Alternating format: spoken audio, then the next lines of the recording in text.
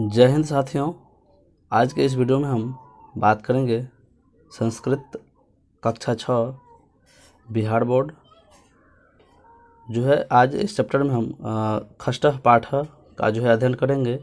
इससे पहले हम 5 पाठ जो है कर चुके हैं, जिसका अभ्यास सहित जो है आपको वीडियो जो है प्लेलिस्ट में दिया गया है। आप वहां से देख सकते हैं। क्लास 7 का भी है, क्लास 8 का भी है, तो आप वहां से जाके देख सकते हैं। आज जो हम बात करेंगे ये क्लास 6 संस्कृत बिहार बोर्ड का जो है खष्ट पाठ है। इस चैप्टर का नाम है सुभाषितानी, यानी कि सुंदर वचन। सुभाषितानी आपको पता है, सुंदर वचन। सुंदर वचन जो है आपको कहीं पर भी जो है आपको सम्मान दिला सकता है, कहीं पर भी आपको अच्छा बना सकता है। लेकिन अगर सुंदर वचन आपके पास नहीं है तो कहीं पर भी आपको जो है क्या कर सकता है, तिरस्कार करा सकता है, यानी कि अपमानित कर सकता है। तो ये इस चैप्टर में आज हम पढ़ेंगे। कुछ जो है यहाँ पर श्लोक दिया गया है, जिस श्लोक को एक एक करके हम पढ़ेंगे और उसका शब्दार्थ जानेंगे कि क्या इस श्लोक का शब्दार्थ है और इससे हमें क्या मतलब सीखनी चाहिए। इन सारी चीज़ों पर बातें करेंगे। अगर चैनल पर नए हैं तो चैनल को सब्सक्राइब कर ले और बेल आइकन को दबा दे। आज कुछ ना कुछ आपको अच्छा चीज़ सीखने के लिए मिलेगा, क्योंकि हमें हर जगह जो है कहीं मतलब हम कहीं पर भी स्कूल में हो, परिवार में हो, समाज में हो, कहीं पर भी हो, हमें हमेशा क्या सुंदर वचन बोलना चाहिए, ना कि कड़वा वचन। तो उसी को लेकर के आज जो है हम इस पाठ का अध्ययन करेंगे। तो चलिए, सबसे पहले जो है आपको पहला श्लोक जो है हम बता रहे हैं। पहला श्लोक आप देख रहे हैं कि क्या है। चलिए यहाँ पर देख लीजिए, आपके सामने में है, देख लीजिए। पहला श्लोक है परोपकाराय सताम विभूतयः। परोपकाराय सताम विभूतयः। परोपकाराय का मतलब होता है दूसरों को उपकार करना। क्या होता है? दूसरों का उपकार करना। संता का मतलब होता है सजन या फिर संत कहिए। और विभूतयः का मतलब होता है धन संपत्ति। यानी इस श्लोक का अर्थ ये निकलता है कि सज्जनों या फिर संतों का जो धन होता है, जो उनका विचार होता है, जो संपत्ति होता है, वो सिर्फ दूसरों के उपकार के लिए होता है। समझ गए? वो क्या होता है? दूसरों के उपकार के लिए। वो हमेशा पृथ्वी पर जो है क्या करता है, दूसरों के कल्याण की बातें सोचता है, न कि किसी के जो है मतलब किसी के बारे में वो कभी भी दुश्मनी जैसा जो है बात नहीं करता है, न ही उसके बारे में बुरा बात करता है। वो हमेशा उसके बारे में अच्छा बात करता है। कभी भी संत और सज्जन को देखिएगा, हमेशा दूसरों को कुछ न कुछ संदेश देगा, विचार देगा, कुछ ही अच्छा बोलेगा, ना कि उसे कुछ करवा बोलता है। समझ गए? परोपकाराय सताम विभूतयः, यानी कि संतों का जो या फिर सज्जनों का जो धन होता है, संपत्ति होता है, वो किसके लिए होता है? दूसरों के उपकार के लिए होता है। समझ गए? वो अपने लिए नहीं अपितु संसार के कल्याण के लिए जो है वो सजन बनता है या फिर संत बनता है, या फिर जो है कल्याण करने के लिए जो है वो क्या करता है, अपना जो है मतलब समर्पित होता है। ठीक है, चलिए इसको समझ गए, इसमें कोई दिक्कत नहीं होना चाहिए। दूसरा देख लीजिए, उदार चरिता नाम तो वासुदेव कुटुंबकम। उदार चरित का मतलब सुंदर वचन।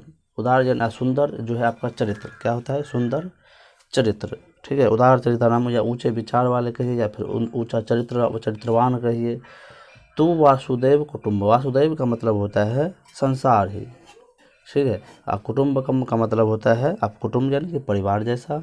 कुटुंब का मतलब आपका अतिथि किस तरह से? भगवान की तरह होता है। तो यानी कि यहाँ पे कहने का मतलब हो गया कि जो ऊंचे विचार वाले होते हैं, जो ऊंचे चरित्रवान होते हैं, ऊंचे चरित्र के होते हैं, जो चरित्रवान होते हैं, उसके लिए संसार ही क्या होता है? उसका परिवार होता है। क्या होता है? उसका परिवार होता है। ठीक है, ऊंचे विचार वालों के लिए उसका संसार ही क्या होता है? उसका परिवार होता है। यानी कि ऐसा समझिए कि यह कि महापुरुष जो होता है किसी के साथ कोई भेदभाव नहीं करता। जैसे अभी हमारे माननीय प्रधानमंत्री नरेंद्र मोदी जी, वो अभी इस पद पर हैं, जिस पद पर बैठ के जिस पद पर वो बैठे हैं, उस पद से वहाँ पर वो उसकी जो दृष्टि होगी वो सभी के लिए क्या होगा? एक समान होगा, ना कि किसी के लिए कम और किसी के लिए ज़्यादा। ठीक है, तो उनका जो अंदर जो मन होता है, अंतर्मन जो है, तो वो कभी भी भेदभाव जैसा नहीं होता है। ठीक है, अपना पराया अर्थात यह मेरा है, वह दूसरे का है, या किसी का है, या निम्न विचार वाला है, वो उसमें जो ऐसा नहीं रहता है। वो उसका विचार जो होता है वो उदार होता है। ठीक है, और संपूर्ण जो संसार है जो उसके लिए क्या होता है? वो क्या होता है? एकदम जो कल्याण की जो है बातें करता है। ठीक है, इतना समझ गए? चलिए, उनमें जो है भाई बंधुत्व की भावना ज़्यादा होता है। चलिए जो सुंदर विचार वाले होते हैं, या फिर जो सुंदर चरित्र वाले होते हैं, या फिर उदार चरित्र वाले होते हैं, या फिर कहीं ऊंचे विचार वाले होते हैं। ठीक है, वो उनके लिए परिवार, संसार ही क्या होता है, उसका परिवार होता है। चलिए 3 नंबर देखिए, सुखार्थिन कुतो विद्या विद्यार्थिन कुतः सुखम। यानी कि सुख चाहने वाले को विद्या कहाँ और विद्या चाहने वाले को सुख कहाँ, ये कहने का मतलब है। सुखार्थिन कुतो विद्या विद्यार्थिन कुतः सुखम। यानी कि जो सुख चाहने वाले होते हैं उसको विद्या की प्राप्ति नहीं होती है, और जो विद्या चाहने वाले होते हैं उसको सुख की प्राप्ति नहीं होती है। इस श्लोक का अर्थ यही निकलता है। सुखार्थिन का मतलब सुख चाहने वाला, कुतः का मतलब कहाँ, यानी सुख चाहने वाले को विद्या कहाँ मिलती है, और विद्यार्थिन कुतः सुखम, यानी विद्या जो चाहता है, जो विद्या अर्जित करता है, उसके लिए सुख कहाँ, यही इसका शब्दार्थ है। ठीक है, यानी कि सुख चाहने वाले को विद्या कहाँ तथा विद्या चाहने वाले को सुख कहाँ मिलता है। तात्पर्य है कि जो सुख का आकांक्षी है, जो सुख का जो अभिलाषी है, उसको जो है विद्या की प्राप्ति जो है नहीं हो सकती। ठीक है, क्योंकि विद्या की प्राप्ति के लिए दिन रात क्या होता है, परिश्रम करना पड़ता है, दिन रात मेहनत करना पड़ता है, एड़ी चोटी का जोड़ लगाना पड़ता है। ठीक है, तभी जाके आप अच्छी विद्या, अच्छी शिक्षा ग्रहण कर सकते हैं। इसी प्रकार जो विद्या प्राप्ति के आकांक्षी होता है उसे सुख नहीं मिलता है, सुख की प्राप्ति नहीं होती, क्योंकि वो दिन रात विद्या प्राप्ति का धुन में जो है क्या होता है, लीन रहता है।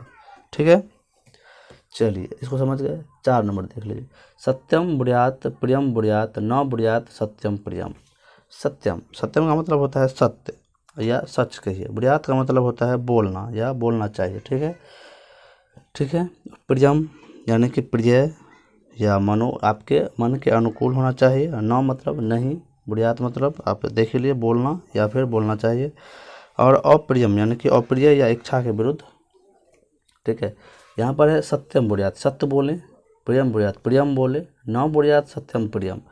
और जो है अप्रिय जो है नहीं बोलना चाहिए। ठीक है, हमेशा सत्य बोलना चाहिए, प्रिय बोलना चाहिए, यानी प्रिय मतलब मधुर वचन बोलना चाहिए। ठीक है, जिसके जो किसी के मन के अनुकूल, मन को भावे, ऐसी वाणी हमें बोलनी चाहिए, न कि सत्यम प्रियम। ठीक है, सत्यम प्रियम इसमें 2 चीज़ है, सत्यम मतलब सत्य और प्रियम मतलब प्रिय। ठीक है, और अप्रियम का मतलब बुढ़ियात सत्यम प्रियम। इसमें जो है सत्य अप्रिय सत्य नहीं बोलना चाहिए। ठीक है, सत्यम प्रियम 2 चीज़ इसमें, सत्यम अप्रियम। ठीक है, सत्य अप्रियम यानी कि सत्यम जो है सत्य जो है, अप्रिय सत्य नहीं बोलना चाहिए। ठीक है, जो किसी के मन को नहीं भाए ऐसा सत्य हमें नहीं बोलना चाहिए, क्योंकि अप्रिय सत्य बोलने से क्या होता है, सुनने वाले को कष्ट होता है।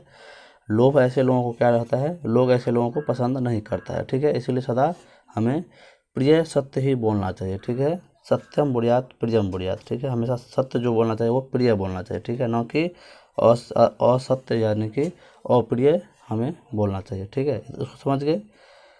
चलिए, जो लोग प्रिय बोलते हैं वो सभी के सामने अच्छे होते हैं, सभी के मन में जो है अच्छे होते हैं, लेकिन जो असत्य बोलते हैं, जो अप्रिय सत्य बोलते हैं, वो किसी को जल्दी पसंद नहीं होता है। ठीक, चलिए 5 नंबर देख लीजिए, संपतौ च विपतौ च महताम के रूपता। ठीक है, महता में करूपता। ठीक है, संपतौ च विपतौ च महता में करूपता। चलिए इसका पहला अर्थ देख लीजिए, संपतौ च यानी संपतों का संपत्ति, आपका धन दौलत ऐश्वर्य ये होता है, सुख होता है। और च का मतलब होता है और। ठीक है, और विपत्ति का मतलब आपको पता है, विपत्ति या दुख होता है। च मतलब और महताम का मतलब बड़े लोगों का या फिर महान लोगों का। महताम एक रूपता यानी कि, और एक रूपता का मतलब समान। इसमें 2 चीज़ है, महान है और जो है एक रूपता है। ठीक है, तो महान जो होता है उसमें एक रूपता की भावना होती है। ठीक है, महान लोग सुख दुख दोनों में एक समान होते हैं। ठीक है, यहाँ पर देख लीजिए, महान लोग जो है संपतौ च विपतौ च महताम एक रूपता, यानी कि जो महान लोग होते हैं वो चाहे सुख हो चाहे दुख हो, वो जो है हमेशा क्या होता है, एक रूप होता है। ज़्यादा सुख हुआ तब भी वो एक समान रहता है, और ज़्यादा दुख है तब भी वो समझता है कि दुख जो है ज़्यादा दिन के लिए नहीं होता है, वो एक न एक दिन टल जाता है। इसीलिए वो ज़्यादा सुखी होने पर भी जो है ज़्यादा नहीं उछलता है, और ज़्यादा दुखी होने पर भी वो ज़्यादा रोता नहीं है। ठीक है, ऐसा उनका विचार होता है। ऐसे लोग सुख देखकर न तो उतावले होते हैं और न दुख होकर क्या होते हैं, अधीर होते हैं। समझ गए। जिस प्रकार सूर्य उगते एवं डूबते समय एक समान लाल रहता है, उसी प्रकार बड़े लोगों का विचार या व्यवहार जो है सदैव एक समान रहता है, चाहे सुख में हो व चाहे दुख में हो। ठीक है, समझ गए 5 का। चलिए 6 नंबर देखते हैं। स्वदेशे पूज्यते राजा विद्वान सर्वत्र पूज्यते। तो देख ले, स्वदेशे पूज्यते राजा विद्वान सर्वत्र पूज्यते। स्वदेशी का मतलब अपने देश में जो पूजे जाते हैं, और पूज्यते का मतलब पूजे जाता है या फिर आदर पाता है, ठीक है। और सर्वत्र का मतलब होता है सभी जगह, ठीक है। यानी कि सर्वत्र पूज्यते राजा, यानी कि राजा जो है अपने देश में ही पूज्य होता है और आदर जो है पाता है, ठीक है। स्वदेशे पूज्यते राजा, यानी कि राजा सिर्फ अपने देश में ही पूज्य होते हैं या फिर पूजे जाते हैं या फिर उनका जो है आदर होता है। लेकिन विद्वान जो होता है वो सर्वत्र पूजे जाते हैं। जो विद्वान होता है, लेकिन विद्वान की जो है पूजा या आदर जो होता है वो सारे संसार में होता है, सारे जगत में होता है, पूरे देश में होता है, ठीक है। तात्पर्य इसका ये हुआ कि राजा जो है अपनी प्रभुता या संपन्नता के कारण अपने क्षेत्र में या फिर अपने राज्य में ही जो है क्या होता है, आदरणीय होता है या फिर पूजे जाते हैं, ठीक है। लेकिन जबकि विद्वान जो है अपनी विद्वता या योग्यता के आधार पर जो है वो पूरे देश में जो है क्या होता है, आदरणीय होता है और वो जो है सम्मान पाता है, ठीक है। समझ गए। चलिए 7 नंबर देख लीजिए।